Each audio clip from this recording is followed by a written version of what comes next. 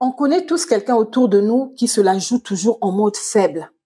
Franchement, s'il y a un comportement que je ne tolère pas, que j'ai du mal à supporter, c'est ce genre de personne. Bon, je parle de comportement, mais avec le temps, tellement que c'est récurrent, c'est un caractère.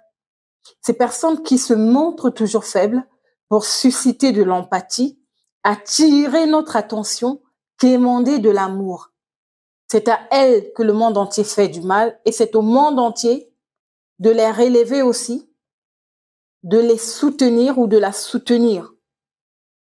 Observez bien autour de vous, mais moi surtout quand c'est des hommes, même les femmes, je supporte pas, mais c'est pire encore quand il s'agit des hommes. Mais en vrai, c'est de la victimisation. Et la victimisation, pour moi, c'est une forme de manipulation. C'est refuser son reflet dans le miroir. C'est refuser d'accepter ses échecs. De comprendre que si les choses ne marchent pas, c'est parce que forcément, nous avons loupé quelque chose. Ces personnes rejettent toujours leurs échecs sur les autres. L'enfer, c'est les autres. Les autres sont mauvais.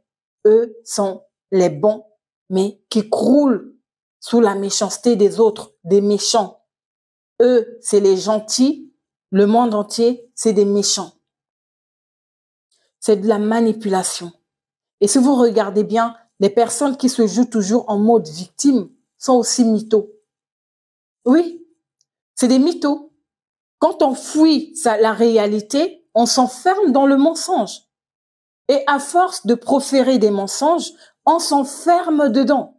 C'est des personnes qui se sont enfermées et on finit par croire à leurs propres mensonges. Mais là, c'est pas le pire.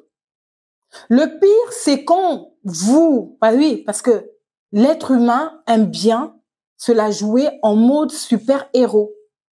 On a toujours tendance à vouloir sauver l'autre. Et quand on se retrouve face à une personne qui aime se victimiser, face à un manipulateur, sans le savoir, cette personne vous entraîne dans son monde irréel. Parce qu'en réalité, quand on a mal fait quelque chose, il y a un résultat qui s'ensuit. Quand on n'a pas été organisé, il y a un résultat. Tu ne peux pas s'aimer le maïs et rêver récolter les oranges. Toujours s'enfermer dans les mensonges, toujours rejeter la faute sur l'autre, c'est fuir ses propres responsabilités. Et ça, c'est vraiment dommage. Et comme je le disais, il y a des gens, par empathie, qui se laissent entraîner dans ces mensonges-là.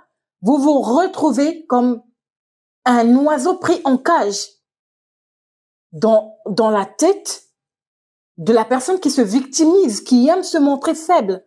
Vous aussi, vous devenez la victime de cette personne-là. Puisqu'elle croit en ses propres mensonges, vous aussi, vous vous laissez emporter par ces mensonges, mais vous êtes une victime. Ces personnes manquent de confiance en soi. Oui, c'est une forme de... Non, mais c'est même pas une forme. C'est un manque de confiance en soi. Toujours rejeter la faute sur les autres. C'est un manque de confiance en soi. Se montrer faible tout le temps. Non, mais il faut arrêter.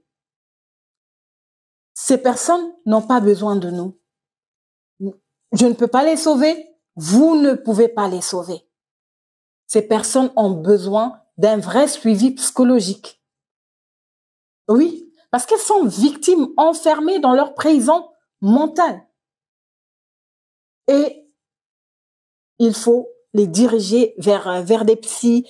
Je ne sais pas, mais ces personnes ont besoin d'une thérapie. Alors, n'essayons pas de jouer les super-héros pour sauver ce qui ne doit même pas l'être. Parce que vouloir sauver quelqu'un qui se noie, c'est se noyer soi-même. Voilà.